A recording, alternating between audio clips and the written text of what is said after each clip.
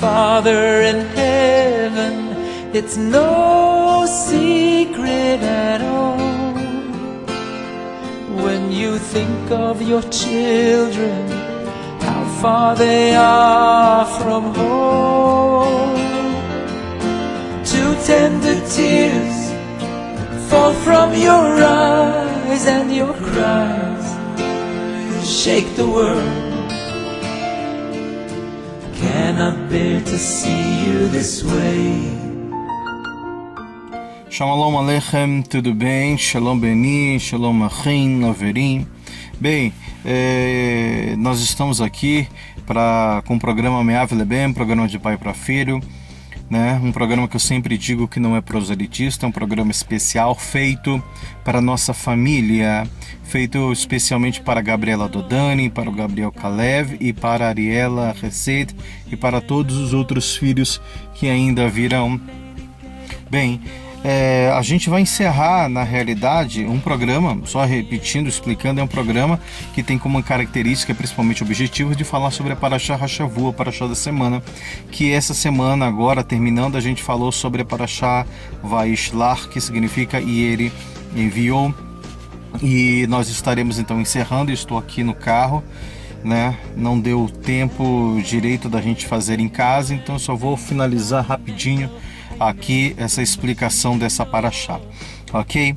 Bem, essa Parashá aqui, ela termina então com a sétima leitura, que nós vamos falar, a sétima leitura, ok? Que vai do capítulo 36, versículo 20, até o 36, que é 36, versículo 43, ok?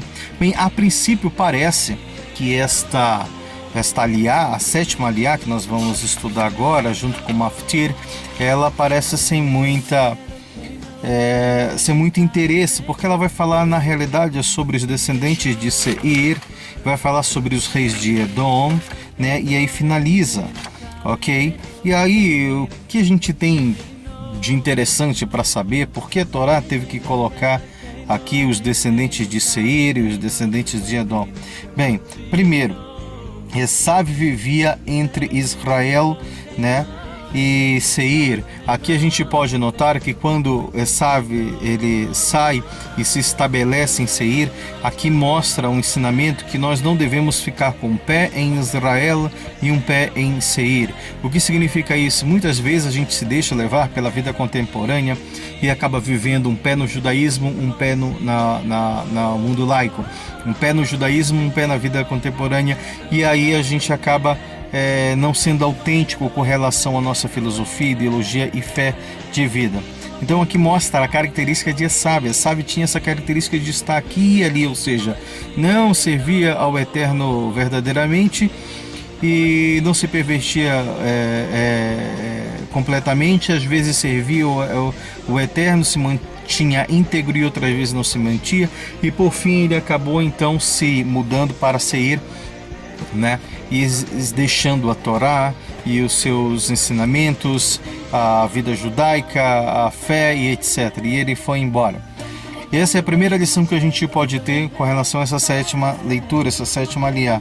Outra é sobre os descendentes de Seir, que vem a Torá, justamente ela mostra aqui, ela relata sobre os descendentes de Seir, que ela quer mostrar pra gente, ok? Sobre a legalidade da posse da terra para conquistar, né, de forma merecedora, de merecimento. Muitas pessoas que são contra o Estado de Israel, são contra o povo de Israel, vão dizer que o judeu não tem direito à Terra Santa, não tem direito sobre Jerusalém, não tem direito sobre a nossa terra, porque outros que são antissemitas, outros que são pró-Estado palestino, vão falar que aquela terra era dos palestinos e que é para Israel sair de lá e etc. Então são pessoas que são antissemitas objetivos, outros subjetivos. A gente vai explicar isso num outro momento, mas aqui a Torá vem justamente mostrar a legalidade da posse da terra. Antes, Seir era habitada pelo seu rei, pelos seus habitantes, né, originais da terra, como fala aqui. Estes são os filhos de Seir, o Horita, os habitantes originais da terra antes da chegada de Esav. Aí ele vem relatando os seus nomes: Lotã, Shovalo, Tsevon, Maná, Tishon, Etzer e Disham. Todos estes são os chefes tribais dos Horitas dentre os filhos de Seir na terra de Edom. E aí aqui vem falando que Esav foi lá e tomou posse. Antigamente, nas terras, a terra se tornava posse de quem chegava lá, guerreava e subjugava aquele outro povo. Então sempre aconteceu dessa maneira. Mas os nossos sábios vão dizer que quando o Eterno repartia as heranças dos filhos dos homens, ele também repartiu a herança de Israel. Significa o quê? Que quem é o dono da terra, quem é o dono do planeta, da vida, é Hashem. E Hashem distribui e dá a quem ele bem entende e a quem ele deseja. Então a terra é do Eterno. E o Eterno dividiu, tanto é que algumas outras parashiot nós vamos ver que o Eterno proíbe Israel de guerrear contra determinados povos e diz que ele não dará as suas terras porque ele já tinha decretado que essas terras pertenceriam a esses determinados povos e que Israel não adiantasse Israel ir lá brigar e tentar guerrear, que o Eterno não daria nas mãos de Israel essas terras. Por quê? Porque o Eterno dividiu desta maneira, ok? Então, assim como o Eterno deu essas terras a estes determinados povos, o Eterno também decretou e deu Eretz Israel, terra de Canaã, ao povo de Israel, ok? Então aqui nós vemos essa legalidade que Seir existia um povo lá e Esav foi lá, já que ele vivia entre Canaã e entre Seir, ele foi lá e acabou de conquistar de uma vez por todas esta terra. E aí a Torá enfatiza e dá essa legalidade de que essa terra pertence a Esav, porque Esav foi lá, lutou, se esforçou e ele subjugou aquele povo e passou aquela terra a ser dele. E aí a gente vai ver lá em Yehoshua, no livro de Yehoshua, que chega um povo lá, não vou citar agora o nome, que tenta pedir a terra, né, nos juízes, e aí os nossos sábios vão dizer que não, Yeshua foi lá, e outros reis vão chegar e vão dizer: mas peraí, vocês foram conquistados por este determinado povo, por que vocês não foram lá e tomaram ela deste povo? Agora que Israel tomou conta, vocês querem pedi-la de volta? Negativo. Então isso mostra a legalidade da terra. Então Israel, não só a legalidade bíblica da Torá, que é met, que é verdade, que o Eterno ele deu a Torá a este povo, ao povo de Israel. Não adianta ninguém brigar, porque o Eterno deu. Aqui mostra que o povo de Israel, se as pessoas não acreditam que a terra de Israel pertence a nós por merecimento, pelo fato de nós termos lutados, então que ela reconheça pelo fato de nós termos conquistado com esforço, com guerra e com luta. Então é por isso que a Torá vem trazendo justamente esse ensinamento. A promessa cumprida, outro ponto interessante, a promessa cumprida de gerar príncipes, mais tarde a promessa da monarquia, né, sendo passada apenas para Israel. Então nós vemos aqui algo muito interessante, que nessa parashá ele vem falando sobre os descendentes. Para finalizar, os descendentes de Seir foram subjugados por Esav, e Esav tomou posse da terra de forma legal. Ninguém pode contestar isso, assim como os outros povos, assim como o próprio Brasil, que eram dos índios, e aí vieram os portugueses e tomaram conta. Vamos devolver aos índios, e assim desse jeito a América do Norte e tantos outros povos, né? Não é assim que acontece, ok? Se as pessoas não querem aceitar que Israel pertence ao povo judeu pela promessa dada pela Torá, então que seja pelo esforço, pelos méritos que nós tivemos conquistando através da posse, da guerra, da luta, ok? E aí outro ponto interessante, que é justamente isso que eu toquei ainda agora, que vem falar sobre o cumprimento. Aqui fala sobre os reis de Edom. Os nossos sábios vão dizer que quando os dois reinos, a profecia que foi dada a Rivka, que duas grandes nações há no seu ventre, e elas brigarão, quando uma estiver em ascensão, a outra baixará, e quando a outra voltar à ascensão, subir a ascensão, a que estava antes irá descer. Então sucessivamente fala sobre a profecia dos reinos que descenderiam de Esav e de Yaakov.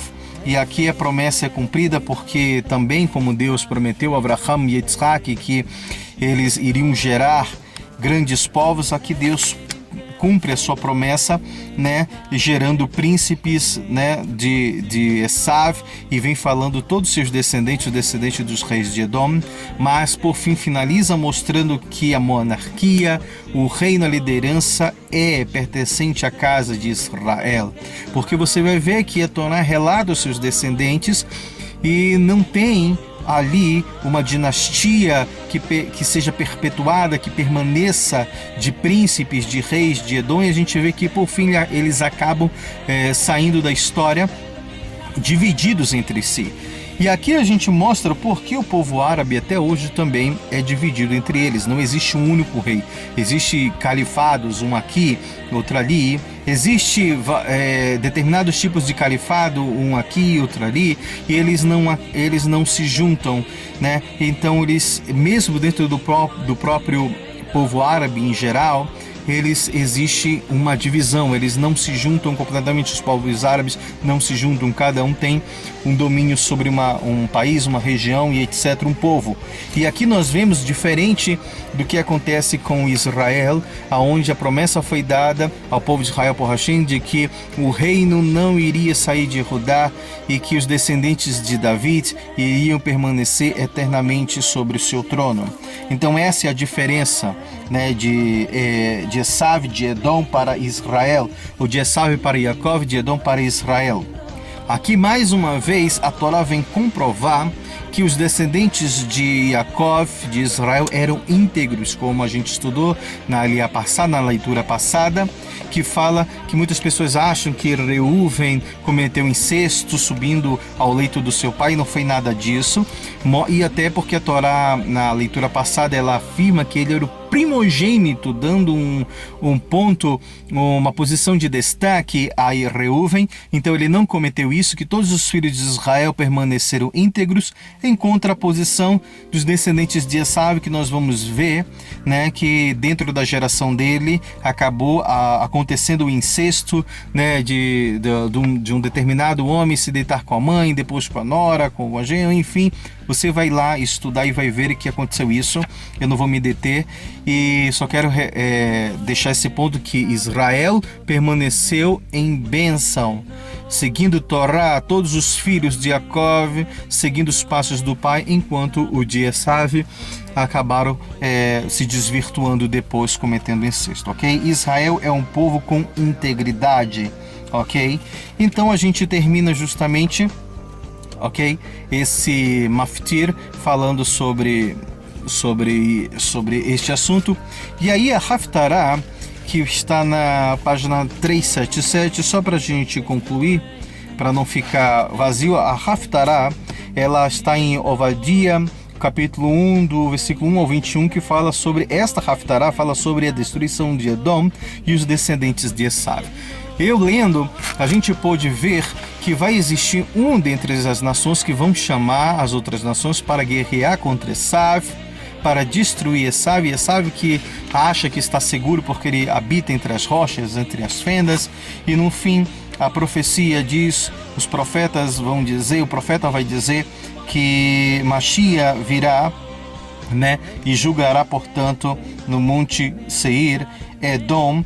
E quando, só finalizando o versículo 21, ele fala: e quando Mashiach e seus ministros, os salvadores do Monte Sião, ascenderem ao Monte Seir para julgar os filhos de Esav por tudo de errado que eles fizeram para Israel, então todo mundo aceitará de boa vontade a soberania de Deus, Deus será rei, e todas as nações reconhecerão sua autoridade como única, né?